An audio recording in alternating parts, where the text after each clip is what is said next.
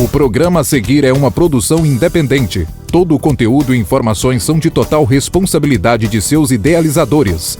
O canal MultiTV se isenta de qualquer opinião contida nesta produção, dando liberdade de expressão jornalística, política ou religiosa. O programa a seguir é de classificação livre para todos os públicos.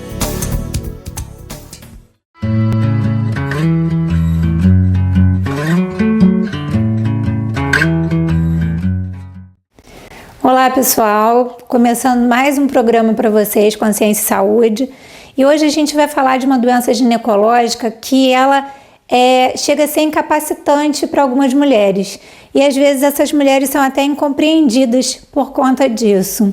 A gente vai conversar sobre a endometriose.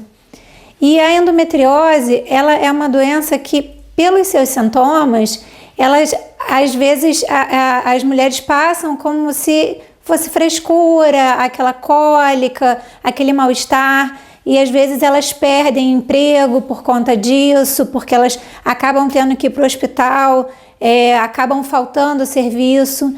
E a gente diz que hoje em dia que a endometriose é a doença da mulher moderna. Por quê?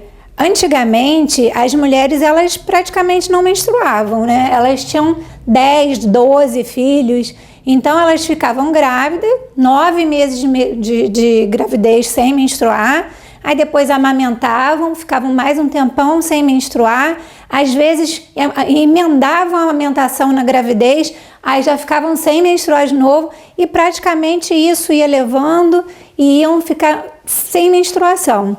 E a endometriose ela depende muito da menstruação, né?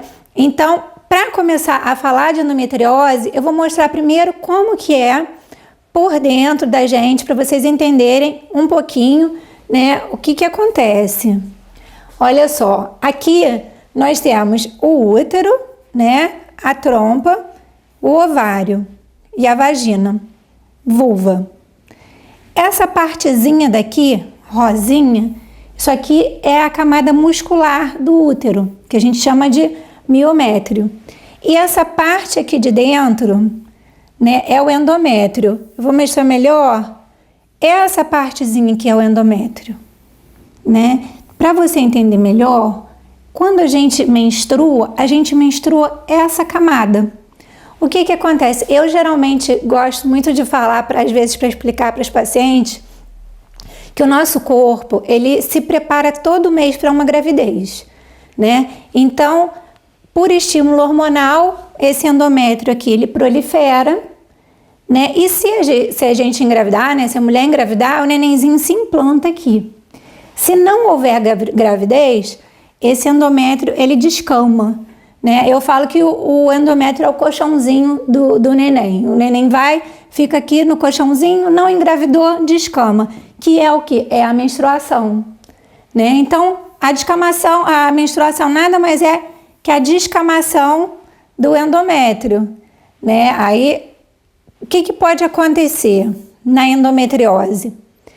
Uma das teorias que tem é que esse endométrio, ao invés dele sair, essa descamação endometrial, ao invés dela sair por aqui, ela voltaria, que a gente chama de refluxo menstrual.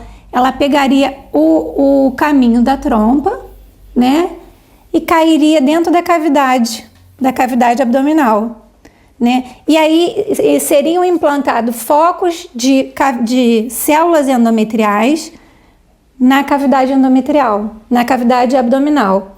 E aí o que acontece? Isso que é endometriose. Então, endometriose, a definição em si são células endometriais, focos de endométrio fora do lugar habitual dele, fora da cavidade uterina. Então, quando você tem uma endometriose ovariana, é porque se implantou no ovário. Quando você tem ela revestindo o útero, ela se implantou aqui por cima, no intestino, na bexiga. O que acontece? Aqui a gente tem alguns lugares, né, que tem a implantação do foco de endometriose. O que acontece? Como você vai sair por aqui, pela trompa, aqui é como se a gente tivesse sido cortada de lado, né? A mulher está de lado assim. Aqui é o útero, aqui é a cavidade endometrial e aqui sairia o endométrio, o fluxo sanguíneo, né? A menstruação caindo na cavidade. E aí o que acontece? Pode ter implantação aqui no peritônio, pode ter implantação. Isso aqui a gente chama de septo reto vaginal. Isso aqui é o reto, onde saem as fezes. Aqui é a vagina, onde sai o fluxo menstrual. Aqui é a uretra, onde sai a urina. A bexiga, uretra, urina. Então pode se implantar aqui na bexiga, né? Endométrio, por trás do útero. Isso são os locais mais comuns de implantação de endometriose, de focos de endometriose, né? E o intestino. O que acontece? Tem alguns casos, né, que isso aqui fica profundo, quando às vezes se implanta no intestino profundamente, às vezes tem que até ressecar pedaços de intestino, né? E por que eu coloquei primeiro para vocês verem a localização, porque para saber se você cai o sangue aqui, né? Se isso é foco de endométrio igual o endométrio aqui de dentro, quando a mulher vai menstruar o próximo mês, o que acontece? É como se ela estivesse menstruando aqui dentro da cavidade abdominal de novo também. Se ela tem um foco aqui em cima da bexiga, é como se isso aqui estivesse menstruando também. Se tem um foco em parede de intestino, é como se estivesse menstruando ali também. E esses focos de endometriose, eles causam uma reação inflamatória que causa muita dor, e essa reação inflamatória também causa aderências, né? Tanto que eu coloquei isso para agora poder justificar os sintomas das mulheres, né? Então, primeiro, é uma cólica muito forte, que a gente chama de dismenorreia, e ela é progressiva. De um mês para o outro, ela vai piorando. Por quê? De um mês para o outro, é mais foco de endometriose, né? Eu estava falando sobre aquele slide do refluxo menstrual, que aquela é uma das teorias que são mais aceitas, né? Porque 5%, eles falam que 5% da menstruação total da mulher, ela voltaria e cairia na cavidade abdominal, né? Então, esses 5%, né, se implantaria. Então, é a teoria do refluxo menstrual.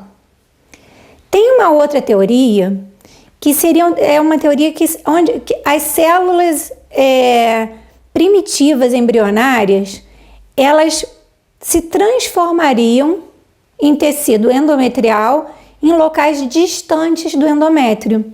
Que essa teoria, ela explica quando você tem endometriose em septo nasal, quando você tem endometriose em pulmão, quando você tem endometriose em pericárdio, né, ao redor do coração. Porque o que acontece? Como que um refluxo menstrual iria explicar um foco de endometriose no nariz? Não tem como. Então, essa teoria das células embrionárias primitivas, a teoria celômica, ela ainda é válida por conta disso, porque seria a única forma da gente explicar essa implantação tão longe da cavidade endometrial, né? E outra teoria que hoje em dia, né, está sendo muito discutida, né, sendo muito aceita, é porque foi descoberto que todas as mulheres têm esse refluxo, porque primeiro se achava que algumas mulheres tinham um refluxo menstrual, né, que é essa menstruação que iria ao contrário e voltaria pela trompa e cairia na cavidade abdominal, né? Então só algumas mulheres poderiam ter essa menstruação retrógrada. E hoje a gente sabe que a maioria das mulheres tem essa menstruação retrógrada, esse refluxo. E aí o que acontece? Como se todas as mulheres têm isso, ou a grande maioria, que são de 10 a 15% das mulheres do mundo, né, que tem endometriose, por que só que algumas têm endometriose e outras não? Então, eles falam que algumas mulheres teriam um problema no sistema imunológico, né? Essa célula endometrial que voltaria e cairia na cavidade abdominal, ela teria que ser reconhecida e visto que ali não é o lugar dela. e o organismo tratar de se defender e não deixar ela aderir e se implantar e fazer o foco de endometriose. Mas só o que acontece? Essas mulheres com sistema imunológico afetado, elas não reconheceriam isso e deixariam que houvesse essa implantação, né? Então, são essas 3 teorias, né? Então, o que acontece? Aqui eu coloquei, só para vocês verem por dentro, o que acontece, os focos de endometriose, quando você faz aquela laparoscopia, né, que é aquele furinho pelo umbigo que coloca lá dentro da cavidade, esses focos de endometriose, eles aparecem assim, tá vendo? Vermelhinhos, aqui ó, em cima do útero, trompa, né? Aqui ó, é em cima do intestino.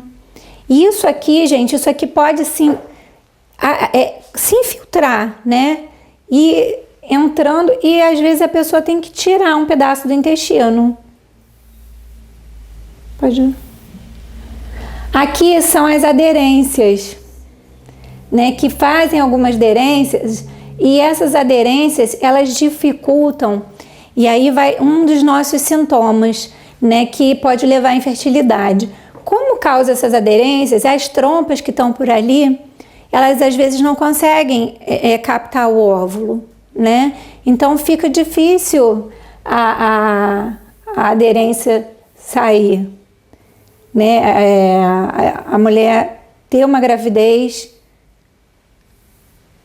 direitinho, porque olha, aqui está a trompa, ovário, a trompa teria que chegar pertinho do ovário, né? Para poder haver o encontro do espermatozoide com o óvulo. E às vezes a aderência está tão doida ali dentro, está tudo tão aderido que a trompa está lá para trás, o ovário está aqui para o lado, né? E aí não consegue. Então vou voltar lá nos sintomas que eu acabei pulando, né, para falar das teorias. Tem uma cólica progressiva, né, uma dismenorreia progressiva, uma dor pélvica crônica. Essa dor é muito grande, né? As mulheres reclamam muito, em meio do ciclo também, às vezes, tipo 15 dias depois da menstruação também pode ter dor. Uma dor na relação sexual, que a gente chama de dispareunia profunda, não é a dor da penetração, é a dor, elas referem como se tivesse batido em algum local lá dentro. E esse local geralmente é aqui assim, é o septo reto vaginal.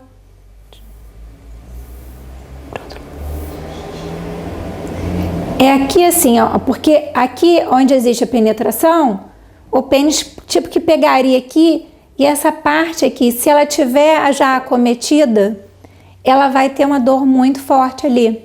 E aí ela refere como essa dor, toda vez que ela vai ter relação, ela sente uma dor muito forte. E quando você faz o toque vaginal, né, que você coloca o dedo aqui, e você às vezes você sente na parede, porque isso aqui é a parede do reto. Então esse aqui é um septo, que a gente fala septo porque divide, né, a vagina do reto, septo reto vaginal. Você sente tipo umas nodulações na parede do septo vaginal, reto vaginal. E é onde ela sente a dor, na relação sexual. Então é a dispareunia profunda que a gente fala, né? Então tem a dor na relação, tem a infertilidade, que às vezes a mulher ela pode não sentir dor nenhuma. Existem casos que a mulher tem vários focos e praticamente não tem dor, e às vezes a mulher tem um foco pequenininho e tem uma dor absurda. Então isso vai variar muito de mulher para mulher, né? Cada pessoa é uma pessoa, né? Então essa dor às vezes, é o que eu estava falando, da infertilidade. A mulher às vezes só vai ter como sintoma a infertilidade. Ela não vai ter dor. Então, às vezes, o diagnóstico da endometriose, ele demora muito para ser feito por conta disso, por causa dos sintomas que acontecem. Às vezes, a gente fala em endometriose e pensa em cólica. E às vezes a mulher não tem cólica, ela está tentando engravidar, não consegue, quando vai ver, descobre uma endometriose, né? Uma outra coisa também como às vezes pode se implantar no intestino, a mulher pode ter alterações intestinais no período do fluxo menstrual, no período menstrual. Então, o que é isso? Ela pode ter diarreia, ela pode ter prisão de ventre, ela pode ter dificuldade para evacuar, né? E como ela pode se implantar na parede da bexiga, a mesma coisa, alterações na micção, na urina, né? Pode ter sangramento na urina, pode ter dor ao urinar, pode ter dificuldade ao urinar. Então, esses são os maiores sintomas, né? E aí, o que acontece? Eu vou falar para vocês sobre o tratamento e o diagnóstico depois do intervalo, que a gente vai dar um tempinho, rapidinho, para a gente volta para terminar o assunto, tá bom?